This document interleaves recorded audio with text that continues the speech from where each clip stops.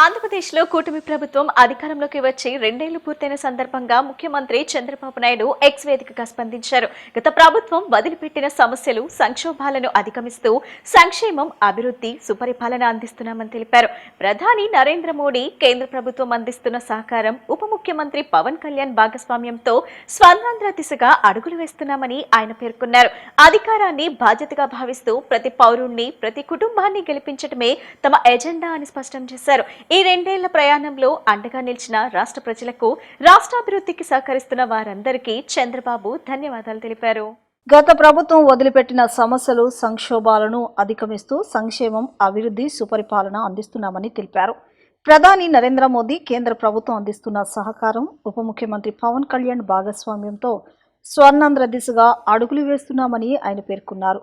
అధికారాన్ని బాధ్యతగా భావిస్తూ ప్రతి పౌరుడిని, ప్రతి కుటుంబాన్ని గెలిపించడమే తమ ఎజెండా అని స్పష్టం చేశారు. ఈ రెండేళ్ల ప్రయాణంలో అండగా నిలిచిన రాష్ట్ర ప్రజలకు, రాష్ట్రాభివృద్ధికి సహకరిస్తున్న వారందరికీ చంద్రబాబు నాయుడు ధన్యవాదాలు తెలిపారు. రాష్ట్రంలో కార్మిక సంక్షేమానికి కూటమి ప్రభుత్వం పెద్దపీట వేస్తుందని కార్మిక శాఖ మంత్రి వాసంశెట్టి సుభాష్ తెలిపారు. బాల కార్మికుల నిర్మూలన, నైపుణ్యాభివృద్ధి, ఈ శ్రమ్ పోర్టల్ ద్వారా కార్మికులకు వివిధ సేవలను అందుబాటులోకి తీసుకొచ్చామని చెప్పారు. ఇప్పటి వరకు 85,000 మందికి స్కిల్ డెవలప్మెంట్ శిక్షణ ఇవ్వగా 1399 మంది బాల కార్మికులను రక్షించామని వెల్లడించారు. తిరుపతి ఈఎస్ఐ ఆసుపత్రిని 50 పడకల నుంచి 100 పడకలకు అప్గ్రేడ్ చేసి 191 కొత్త ఉద్యోగాలను కల్పించినట్లు తెలిపారు. కార్మికుల సంక్షేమం గురించి మాట్లాడే నైతిక హక్కు జగన్ కు లేదన్నారు. గత 5 ఏళ్ల పాలనలో ఈఎస్ఐ ఆసుపత్రులు కార్మికుల సమస్యలను పట్టించుకోవటం లేదని ఆరోపించారు. 2 ఏళ్లుగా ప్రతిపక్ష హోదా కోసం మాత్రమే వైసీపీ నాయకులు శ్రమించారని ఎద్దేవా చేశారు. వైఎస్ఆర్సీపీ టీమ్ 11 అధ్యక్షుడు జగన్మోహన్ రెడ్డికి, వాళ్ళ టీంకి, అలాగే వాళ్ళ కార్యకర్తలందరికీ కూడా బెగ్గింగ్ డే అంటే భిక్షాటన దినం. నిరంతరం ఈ 2 సంవత్సరాలు కూడా ప్రతిపక్ష హోదా కావాలంటూ ఇటు కోర్టుని, ఇటు గవర్నమెంట్ని యాచిస్తూ ఎడతెరిపి లేకుండా చాలా కష్టపడి తిరిగారు. మరి వాళ్ళందరికీ నా శుభాకాంక్షలు తెలియజేస్తా ఉన్నాను. అది ప్రజలు ఇచ్చేది అని తెలిసి కూడా గతంలో 23 నుంచి 5 తీస్తే 18కే మిగిలిపోతారు, ప్రతిపక్ష హోదా ఉండదని చెప్పి తీవ్రంగా ప్రయత్నించిన జగన్మోహన్ రెడ్డే మళ్ళీ ప్రతిపక్ష హోదా ఇమ్మని అడుగుతూ ఈ 2 సంవత్సరాలు చాలా కష్టపడి తిరిగారు. వాళ్ళకి దానికోసం నా ప్రత్యేక అభినందనలు తెలియజేస్తూ ఉన్నాను. అదేవిధంగా స్టీల్ ప్లాంట్లో జరిగిన మొన్న ఒక అపశృతి, దాని గురించి జగన్మోహన్ రెడ్డి బయటకు వచ్చి మాట్లాడటం, ₹1 కోటి ఇస్తాను ప్రభుత్వం వచ్చేస్తే అని చెప్పడం చాలా హాస్యాస్పదంగా ఉంది. ఎందుకంటే గతంలో విజయవాడ వరదలకు కూడా ₹1 కోటి ఇస్తానన్నారు, ఎవరికి ఇచ్చారో కూడా అర్థం కాదు. అలాగే ఈ రోజున ప్రభుత్వం వస్తే ₹1 కోటి ఇస్తానంటాం. కార్మికుల పట్ల అసలు అతనికి ఏమైనా చిత్తశుద్ధి ఉందా, అసలు ఆయనకి మనస్సాక్షి ఉందా అలా మాట్లాడటానికి అని చెప్పి అడుగుతా ఉన్నాను. ఎందుకంటే కార్మికుల్లో ఇటు సంఘటిత, అటు అసంఘటిత కార్మికులు ఉంటారు. ముఖ్యంగా ముందుగా అసంఘటిత కార్మికులు, భవన నిర్మాణ కార్మికుల విషయానికి తీసుకుని వస్తే, వాళ్ళ విషయం ఆలోచిస్తే ఇసుక బంగారంలో అమ్మటం వల్ల వాళ్ళ పని దినాలు తగ్గాయి. అదేవిధంగా వాళ్ళ పథకాలు ఏవైతే ఉన్నాయో, సంక్షేమ పథకాలన్నీ కూడా 2020 నాటినే అవి ఆపేసి వాటికి ఫుల్ స్టాప్ పెట్టడం ఒక ఎత్తు అయితే, ఎక్కడ పని దినాలు పెరగని వైనం, వాళ్ళ జీవితాల్లో చీకటి నిలిపిన వైనం. అలాగే స్కిల్ డెవలప్మెంట్ కూడా కనీసం సెస్ అమౌంట్లో 10% ఖర్చు పెట్టవలసి ఉంది. 2,500 కోట్లకి 250 కోట్లు ఖర్చు పెట్టవలసి ఉంది, ₹1 ఖర్చు పెట్టిన వైనం. శరీరానికి బలం, మనసుకు ప్రశాంతత, జీవితానికి సమతుల్యత యోగాతోనే సాధ్యమని జిల్లా కలెక్టర్ లక్ష్మీషా తెలిపారు. యోగా వ్యాయామం కాదు, సంపూర్ణ జీవన విధానం అని చెప్పారు. శ్వాసను నియంత్రించే యోగా జీవితం క్రమశిక్షణతోనే నడిపించే శక్తిని ఇస్తుందన్నారు. రాష్ట్ర ప్రభుత్వం ప్రతిష్టాత్మకంగా నిర్వహిస్తున్న యోగాంధ్ర కార్యక్రమంలో భాగంగా భవానీపురంలోని బైరం పార్క్ నందు నిర్వహించిన యోగా శిక్షణ కార్యక్రమంలో జిల్లా కలెక్టర్ పాల్గొని యోగాసనాలు వేశారు. ఈ సందర్భంగా జిల్లా కలెక్టర్ మాట్లాడుతూ యోగా అనేది కేవలం వ్యాయామం మాత్రమే కాదని అది సంపూర్ణ జీవన విధానమన్నారు. శ్వాసను నియంత్రించే యోగా మనిషికి శారీరక, మానసిక ఆరోగ్యాన్ని అందించడమే కాకుండా జీవితాన్ని క్రమశిక్షణతో నడిపించే శక్తిని ఇస్తుందని పేర్కొన్నారు. నేటి వేగవంతమైన జీవన శైలిలో ఒత్తిడి, ఆందోళనలు పెరుగుతున్న నేపథ్యంలో యోగా ఎంతో అవసరమని చెప్పారు. యోగా సాధన ద్వారా ఒత్తిడి తగ్గి ఏకాగ్రత, ఆత్మవిశ్వాసం పెరుగుతాయని తెలిపారు. ప్రతిరోజు కొంత సమయం యోగాకు కేటాయించడం ద్వారా ఆరోగ్యకరమైన జీవన శైలిని అలవర్చుకోవాలన్నారు. ప్రతిరోజు కేవలం 45 నిమిషాల సమయాన్ని కేటాయించి కామన్ యోగా ప్రోటోకాల్ను అనుసరిస్తే ఆరోగ్యపరంగా అత్యున్నత స్థాయి యోగా సాధన ద్వారా లభించే ప్రయోజనాల్లో దాదాపు 60 నుంచి 70% ప్రయోజనాలు పొందవచ్చునని కలెక్టర్ వివరించారు. జిల్లాలో ప్రజా ఉద్యమంగా చేపట్టిన యోగాంధ్ర కార్యక్రమానికి ప్రజల నుండి విశేష స్పందన లభిస్తుందన్నారు. ప్రతి ఒక్కరూ యోగాభ్యాసంలో భాగస్వాములు కావాలని, ఆరోగ్యవంతమైన, ఆనందమైన ఆంధ్రప్రదేశ్ నిర్మాణానికి ప్రతి ఒక్కరూ తోడ్పడాలని అన్నారు. ఆరోగ్యవంతమైన పౌరులే రాష్ట్ర, దేశ అభివృద్ధికి బలమైన పునాది అని భావించి ప్రధానమంత్రి, ముఖ్యమంత్రి యోగాంధ్ర కార్యక్రమాన్ని అత్యంత ప్రతిష్టాత్మకంగా రాష్ట్ర వ్యాప్తంగా నిర్వహిస్తున్నట్లు తెలిపారు. యోగాంధ్ర కార్యక్రమంలో భాగంగా వచ్చి కామన్ యోగా ప్రోటోకాల్ చేసిన ప్రతి ఒక్కరికి అభినందనలు. యోగాంధ్ర అనేది రాష్ట్ర వ్యాప్తంగా ఒక పండుగ వాతావరణంలాగా ప్రతి ఒక్కరు ఆరోగ్యంగా ఉండాలి. హెల్తీ, వెల్తీ, హ్యాపీ ఆంధ్రప్రదేశ్కి ప్రతి ఒక్కరు తోడ్పడాలి. ప్రతి ఒక్కరు ఆరోగ్యంగా ఉంటూ రాష్ట్ర అభివృద్ధి అలాగే దేశాభివృద్ధికి సహకరించాలనే ఒక ఉద్దేశంతో గౌరవ ప్రధానమంత్రి వర్యులు అలాగే గౌరవ ముఖ్యమంత్రి వర్యులు ఈ యోగాంధ్ర కార్యక్రమాన్ని ఎంతో ప్రతిష్టాత్మకంగా రాష్ట్ర వ్యాప్తంగా నిర్వహించడం జరుగుతూ ఉంది. దాంట్లో భాగంగా మన జిల్లాలో, ఎన్టీఆర్ జిల్లాలో ప్రతిరోజు నిత్య యోగా కార్యక్రమాలు ప్రతి ఒక్క పబ్లిక్ ప్లేస్ లో జరుగుతూ ఉంటాయి. BRTS రోడ్ కావచ్చు, ఇక్కడ పున్నమి ఘాట్ కావచ్చు, అలాగే ప్రతి ఒక్క పార్క్స్, అలాగే ప్రతి ఒక్క గవర్నమెంట్ ఆఫీసెస్ లో కూడా ఉదయం 6 నుంచి 7 గంటల వరకు జరిగే ఈ యోగాంధ్ర కార్యక్రమంలో పాల్గొంటున్న ప్రతి ఒక్కరికి అభినందనలు తెలియజేస్తూ ఉన్నాను. యోగా బెనిఫిట్ గురించి మీకు అందరికీ తెలుసు. యోగా చేయడం వల్ల దైహికంగా కాకుండా మానసికంగా కూడా చాలా బెనిఫిట్స్ ఉంటాయి. ఈ మధ్య కాలంలో వస్తున్న లైఫ్ స్టైల్ డిసీజెస్ ఏదైతే ఉన్నాయో ఇవన్నిటికీ రామబాణం యోగా ప్రాక్టీస్. దీంట్లో హఠయోగా, చాలా క్లిష్టమైన యోగా కూడా ఉంటాయి. కానీ కామన్ యోగా ప్రోటోకాల్ ఏదైతే ఉందో ఇది ప్రతి ఒక్కరు చేయగలిగేది. ఈ రోజు మీరు చేసిన ఉన్నాయి కదా, ఇవి సింప్లెస్ట్ ఫార్మ్ ఆఫ్ యోగా. ప్రతి ఒక్కరు చేయొచ్చు, ప్రతి ఒక్క ఏజ్ గ్రూప్ వాళ్ళు చేయొచ్చు, ఎప్పుడైనా చేసుకోవచ్చు. ఉదయం, మధ్యాహ్నం, సాయంత్రం, ఈవెన్ నిద్రపోయే ముందు కూడా చేసుకోవటువంటి సింపుల్ యోగా ప్రోటోకాల్ ఇది చేయడం వల్ల మనకు హైయెస్ట్ లెవెల్ ఆఫ్ యోగా చేస్తే ఎంత బెనిఫిట్ ఉంటుందో దాంట్లో దాదాపుగా 60 నుంచి 70% బెనిఫిట్ దీంతో వచ్చేస్తుంది. కాబట్టి మనము ప్రతినిత్యం అనేక కార్యక్రమాలు బిజీగా ఉంటాము, మనం పనిలో బిజీగా ఉంటాము. కాబట్టి ఆ సాధనలు, ఆ హఠయోగాలు, హయ్యర్ లెవెల్ యోగా చేయలేము. కానీ ఈ కామన్ యోగా ప్రోటోకాల్ని ఒక 45 మినిట్స్ మనకంటూ కేటాయిస్తూ ఒక రోజులో 24 గంటల్లో ఈ 45 మినిట్స్ మనం ఈ కామన్ యోగా ప్రోటోకాల్ని పాటిస్తే కంపల్సరీగా హెల్తీగా ఉంటాం. కాబట్టి దీన్ని ప్రతి ఒక్కరు ఈ యోగాన్ని జీవితంలో భాగంగా చేసుకోవాలి. ప్రతి రోజు దీన్ని ప్రాక్టీస్ చేస్తే కంపల్సరీగా ఫిట్ గా ఉంటాము. అప్పుడు జిల్లా బాగుంటుంది, రాష్ట్రం బాగుంటుంది, దేశం బాగుంటుంది. ఆరోగ్యవంతమైన పౌరులే దేశ అభివృద్ధికి ఒక పునాది అని నమ్మి గౌరవ ప్రధానమంత్రి వర్యులు ఈ యోగా కార్యక్రమాన్ని ఇంటర్నేషనల్ యోగా డే రోజున సింబాలికల్ గా పురస్కరించుకొని, కానీ ప్రతిరోజు ప్రతి ఒక్కరు దీన్ని చేయాలనే అవగాహాన్ని ప్రతి సంవత్సరం తీసుకురావడం జరుగుతూ ఉంది. కాబట్టి ఈ కార్యక్రమంలో పాల్గొంటున్న ప్రతి ఒక్కరికి అభినందనలు తెలియజేస్తూ ఈ కార్యక్రమాన్ని మరింత ముందుకు తీసుకెళ్తూ ప్రతి ఇంట్లో ప్రతి ఒక్కరూ ఈ కామన్ యోగా ప్రోటోకాల్ ని ప్రాక్టీస్ చేయాలని కోరుకుంటూ ఇచ్చేసిన ప్రతి ఒక్కరికి ధన్యవాదాలు తెలియజేసుకుంటూ యోగాంధ్ర శుభాకాంక్షలు తెలియజేస్తున్నాను. వేసవి సెలవులు ముగియటంతో నేటి నుండి పాఠశాలలు పునఃప్రారంభమయ్యాయి. విద్యాశాఖ ఆదేశాలతో ప్రభుత్వ పాఠశాలను సైతం విద్యార్థులకు ఘనంగా స్వాగతం పలికాయి.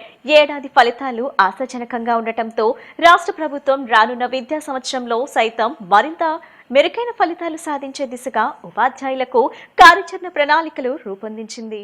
2026-27 ఏడాదిగాను నూతన విద్యా సంవత్సరం ఆరంభం కావడంతో రాష్ట్ర వ్యాప్తంగా ప్రభుత్వ, ప్రైవేటు పాఠశాలలు పునఃప్రారంభమయ్యాయి. విద్యారంగానికి సంబంధించి అనేక సమస్యలు ఉన్నప్పటికీ ప్రభుత్వం ఇప్పటికే విద్యార్థులకు అవసరమైన పాఠ్య పుస్తకాలను సకాలంలో సరఫరా చేసింది.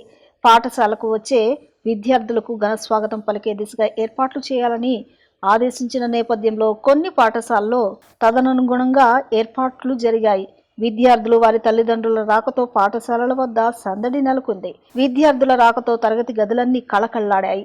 ఇప్పటికే ప్రభుత్వం ఈ విద్యా సంవత్సరం పాఠశాల క్యాలెండర్ను విడుదల చేసింది.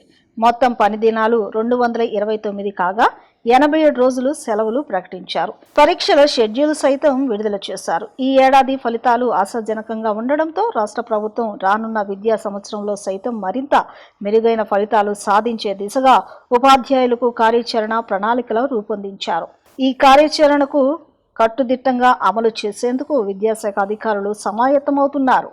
ఇంద్రకీలాద్రిపై వెలిసిన శ్రీ కనకదుర్గ అమ్మవారి దర్శనానికి భక్తులు భారీ సంఖ్యలో తరలివచ్చారు. వేసవి సెలవులు ముగియనున్న నేపథ్యంలో ఆఖరి శుక్రవారం కావడంతో ఉదయం నుంచే ఆలయంలో భక్తుల రద్దీ పెరిగింది. రద్దీని దృష్టిలో ఉంచుకుని సాధారణ భక్తులకు త్వరితగతిన దర్శనం కల్పించేందుకు అధికారులు అంతరాలయం వీఐపీ దర్శనాలను తాత్కాలికంగా నిలిపివేశారు. ఎండల తీవ్రతను దృష్టిలో ఉంచుకుని క్యూ లైన్లోనే చల్లని తాగునీరు, ఉచిత ప్రసాదం, అన్నదానం అందుబాటులో ఉంచారు. భక్తులకు ఎలాంటి ఇబ్బందులు కలగకుండా ఆలయ ఈవో సీనా నాయక్ ఆధ్వర్యంలో ప్రత్యేక ఏర్పాట్లు చేయడంతో భక్తులు హర్షం వ్యక్తం చేశారు.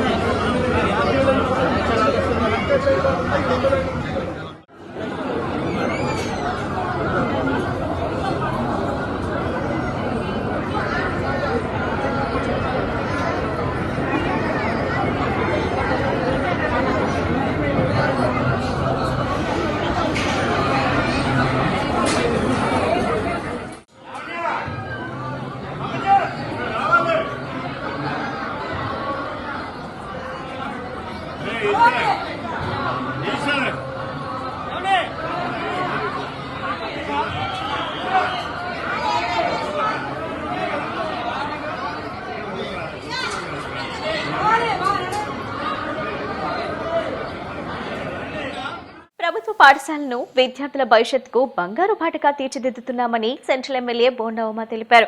విద్యార్థుల చదువులకు ఎటువంటి ఆటంకం కలగకుండా విద్యా సంవత్సరం మొదటి రోజునే పాఠ్య పుస్తకాలను అందజేయటం ప్రభుత్వం విద్యపై చూపుతున్న చిత్తశుద్ధికి నిదర్శనమన్నారు. 62వ డివిజన్ ఎల్బీఎస్ నగర్లోని పుచ్చలపల్లి సుందరయ్య మున్సిపల్ హైస్కూల్లో 2026-27 విద్యా సంవత్సరం ప్రారంభోత్సవ కార్యక్రమం ఘనంగా నిర్వహించారు. ఈ కార్యక్రమంలో ముఖ్య అతిథిగా పాల్గొన్న ఎమ్మెల్యే బోండా ఉమ విద్యార్థులకు పాఠ్య పుస్తకాలను పంపిణీ చేసి నూతన విద్యా సంవత్సరానికి శుభాకాంక్షలు తెలిపారు. ఈ సందర్భంగా బోండా ఉమ మాట్లాడుతూ రాష్ట్ర ప్రభుత్వం విద్యారంగాన్ని అత్యంత ప్రాధాన్యతగా తీసుకుని ప్రభుత్వ పాఠశాలను కార్పొరేట్ విద్యా సంస్థలకు ధీటుగా అభివృద్ధి చేస్తుందన్నారు.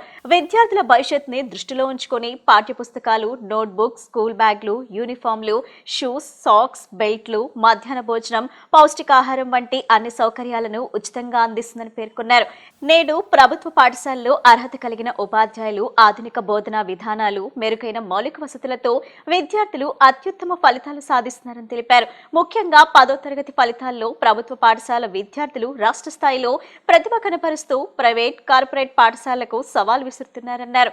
ప్రైవేట్ పాఠశాలలో ₹1,00,000 ఫీజులు చెల్లిస్తూ ఆర్థికంగా ఇబ్బందులు పడుతున్న తల్లిదండ్రులు ప్రభుత్వ పాఠశాల వైపు దృష్టి సారించాలని, నాణ్యమైన విద్యతో పాటు అన్ని రకాల సౌకర్యాలు ప్రభుత్వ పాఠశాలలోనే అందుబాటులో ఉన్నాయని తెలిపారు. విద్యార్థుల చదువులకు ఎటువంటి ఆటంకం కలగకుండా విద్యా సంవత్సరం మొదటి రోజునే పాఠ్య పుస్తకాలను అందజేయటం ప్రభుత్వం విద్యపై చూపుతున్న చిత్తశుద్ధికి నిదర్శనమన్నారు.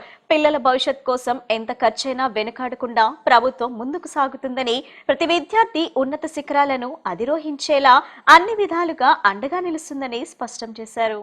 నూతన విద్యా సంవత్సరం ప్రారంభమైనటువంటి తరుణంలో మా పిల్లలందరికీ శుభ ఆశీస్సులు అందజేస్తూ గవర్నమెంట్ స్కూల్లో సకల సౌకర్యాలతో, సకల సదుపాయాలతో పిల్లలకి ప్రభుత్వం అండగా ఉంటా ఉంది. వాళ్ళకి text books, school bag, note books, అలాగే మధ్యాహ్నం భోజనం, షూస్, సాక్స్, బెల్ట్ అన్ని కూడా ఉచితంగా ఇచ్చి వాళ్ళకి క్వాలిఫైడ్ టీచర్ చేత పాఠాలు చెప్పించడం వల్ల ఈరోజు highest 10th class marks government schools లోనే వచ్చినాయి. ప్రైవేట్ స్కూల్స్ మోజులో ఏదైతే ఎవరైతే తల్లిదండ్రులు ప్రైవేట్ స్కూల్స్ లో అధిక ఫీజులు చెల్లించి 70,000, 50,000, 60,000 కట్టి చదివిస్తా ఉన్నారో వాళ్ళందరూ ఆలోచన చేయాలి. గవర్నమెంట్ స్కూల్స్ లో వచ్చిన మార్కులు ప్రైవేట్ స్కూల్స్ లో కూడా, కార్పొరేట్ స్కూల్స్ లో కూడా రావట్లా. అంటే అంత మంచి మార్కులు వస్తున్నటువంటి గవర్నమెంట్ స్కూల్స్ లో మన పిల్లల్ని జాయిన్ చేయాలి. ఇక్కడ మధ్యాహ్నం భోజనం పెడుతున్నాం, పౌష్టికాహారం రోజు వారానికి 2 సార్లు గుడ్లు ఇస్తున్నాం, ప్రోటీన్ కి పప్పులు గాని ఆకుకూరలు గాని ఇన్ని పెట్టి సన్న బియ్యంతో అన్నం పెట్టి ఈ ప్రభుత్వం 100 కోట్లు మన రాష్ట్రంలో పిల్లల భవిష్యత్తు కోసం, వాళ్ళ చదువుల కోసం ఖర్చు పెడుతున్నప్పుడు దీన్ని ప్రజలందరూ సద్వినియోగం చేసుకోవాలి, ప్రజలందరూ ఉపయోగించుకోవాలి. ఇవాళ పుచ్చలపల్లి స్కూల్లో మరి 62వ డివిజన్ లో స్కూల్లో మా డివిజన్ పార్టీ అధ్యక్షుడు రాజారావు, ఇన్ఛార్జి పైడిసీను, ఇంకా డివిజన్ నాయకులు అందరి ఆధ్వర్యంలో ఈ రోజు పిల్లలందరికీ మొదటి రోజునే పుస్తకాలు ఇచ్చాం. చాలా పార్టీలు ప్రచారం చేసినాయి, పుస్తకాలు రాలేదు, లేదంటే ఆలస్యం అయింది, అది ఇది అని చెప్పి. ఇవాళ అడుగుతా ఉన్నాం, దీనికి సమాధానం చెప్పమని చెప్పి. అంటే మొదటి రోజునే పిల్లలందరికీ పుస్తకాలు అందజేసి వాళ్ళకి ఎక్కడా కూడా సిలబస్ లో గానీ క్లాసెస్ లో గానీ తేడా రాకుండా ఈ రోజు ఈ ప్రభుత్వం సకల ఏర్పాట్లు కూడా చేసింది. భవిష్యత్తులో కూడా ఎన్ని 100 కోట్లు ఖర్చైనా ఈ రాష్ట్రంలో పిల్లల భవిష్యత్తుకి అన్ని రకాలుగా ఈ ప్రభుత్వం శ్రద్ధ తీసుకుని అండగా ఉంటుందని తెలియజేస్తారు. పుచ్చలపల్లి సుందరయ్య గారి స్కూల్ నందు నూతనంగా విద్యార్థులందరికీ పుస్తకాలు పంపిణీ చేశారు. స్థానిక ఎమ్మెల్యే, ప్రభుత్వ విప్ శ్రీ బోండం ఉమేశ్వరరావు గారు పిల్లలందరూ ఇలానే ఉన్నత చదువులు చదువుకొని పైకి వెళ్ళాలని కోరారు ఆయన. ఈ స్కూల్లో అన్ని సౌకర్యాలు ఏర్పాటు చేశారు. పిల్లలకి యూనిఫామ్ దగ్గర నుంచి, బూట్లు, సాక్సుల దగ్గర నుంచి మధ్యాహ్నం భోజనం వరకు అన్ని ఏర్పాట్లు చేస్తున్నారు. అవన్నీ కానీ సద్వినియోగం చేసుకోమని చెప్పి బోండం ఉమేశ్వరరావు గారు అందరికీ తెలియజేశారు. ఈ కార్యక్రమంలో మా ఇన్ఛార్జి పైడిసీని గారు, సెక్రటరీ మరిబాబు గారు మరియు సీనియర్ నాయకులు అందరూ పాల్గొన్నారు. ఈ కూటమి ఏర్పడి 2 సంవత్సరాల సందర్భంగా మరి ఈ రోజు సెంట్రల్ శాసనసభ్యులు బోండం ఉమేశ్వరరావు గారు, ప్రభుత్వ విప్, ఈ రోజు 62వ డివిజన్ లో పుచ్చలపల్లి సుందరయ్య స్కూల్లో మరి ఏదైతే విద్యార్థులతో కేక్ కట్ చేసి, మరి చదువు చాలా విలువైనది, చదువు ఉంటేనే మనం సమాజంలో ఏదైనా చేయగలం, చదువు లేకపోతే చేయలేమనే మార్గంలో ముందుండే మా ఎమ్మెల్యే గారు బోండం ఉమేశ్వరరావు గారు మరి అందరికీ చెడు మార్గంలో ప్రయాణం చేయకుండా మంచి మార్గంలో చదువుకొని మంచి ఉద్యోగాలు చేయాలని పదే చెప్పి ఈ రోజు స్టూడెంట్స్ కి బుక్స్, ఎందుకంటే స్టూడెంట్ స్కూల్కి వచ్చినా బుక్స్ లేనిదే చదువుకోలేరు. అలాంటిది స్కూల్ స్టార్ట్ అయ్యే ముందు రోజే అందరు పేరెంట్స్ ను పిలిచి పిల్లలందరికీ బుక్స్ ఇవ్వడం జరుగుతుంది. మరి ఇంత మంచి కార్యక్రమాన్ని మా డివిజన్ లో ఏర్పాటు చేసినందుకు ఎమ్మెల్యే గారికి ధన్యవాదాలు తెలియజేసుకుంటూ ఈ డివిజన్ నాయకులు, కార్యకర్తలు అందరూ పాల్గొని ఈ కార్యక్రమాన్ని జయప్రదం చేసినందుకు ధన్యవాదాలు. కూటమి పాలనలో రాష్ట్రం అభివృద్ధి బాటలో దూసుకుపోతుందని టీడీపీ జాతీయ ఉపాధ్యక్షుడు బుద్దా వెంకన్న తెలిపారు. రాష్ట్రాన్ని అభివృద్ధి పథంలో నడిపించగల దూరదృష్టి, అనుభవం చంద్రబాబు నాయుడుకి ఉన్నాయని కొనియాడారు.